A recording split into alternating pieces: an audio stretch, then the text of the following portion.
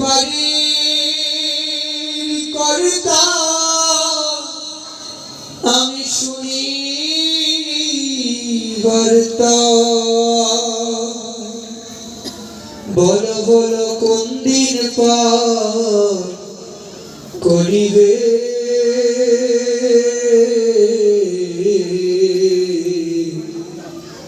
আমার সেদিন কবে হবে? একটা দিন যদি আমার আর পরমায়ু হয়, আমি কি কাঠ গড়ায় দাঁড়িয়ে কি জবাব দেব? কি জবাবটা আমি দেব? না, একটু গঙ্গা স্নান করে আসি। শিবাস মনে ভাবছেন আজকে তো ভোরবেলা, আমি একটু গঙ্গা স্নান করে আসি। মধ্যরাত্রিতে তিনি এই দৈববাণীটা শুনতে পেলেন। চোখে আর ঘুম নাই, ব্রাহ্মমূর্তি চোখে তিনি সুরদয়ী গঙ্গার তীরে। মারে পতিত পাবনী গঙ্গা, সন্তান যদি ধুলাবালি মেঘে মায়ের কাছে আসে, মা তো আর কারো কাছে যেতে বলে না। ওই ধুলাবালি ঝেড়ে মুছে মা সন্তানকে কুলে তুলে নেয়। আমি তোর পরম সন্তান রে মা, বড় পাপী, বড় পাষণ্ডী, আজকে হৃদয় ভরা পাপ নিয়ে এসেছি তোর অঙ্গে একটু ধূপ দেওয়ার জন্য রে মা।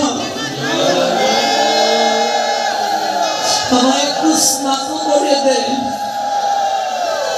আমি যে মহা পাপী, আমায় একটু স্নাত করে দে, পরিশুদ্ধ করে দে রে মা। হরে সুরধনী, আমায় একটু স্নাত করে দে।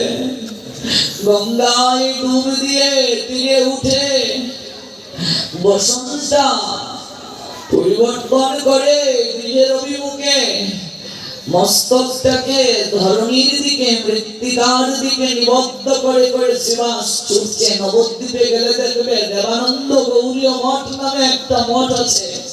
ওই মঠে দেবানন্দ পণ্ডিত, যার নামে দেবানন্দ মঠ, ওই দেবানন্দ পণ্ডিতের পাঠশালা ছিল এই জায়গাটা।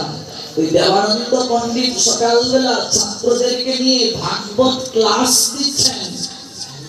ওই দেবানন্দ পণ্ডিতের পাঠশালার পাশ দিয়ে শিবাস যখন যাচ্ছেন, তার হঠাৎ দৃষ্টি পড়লো এখানে ভাগবত হচ্ছে।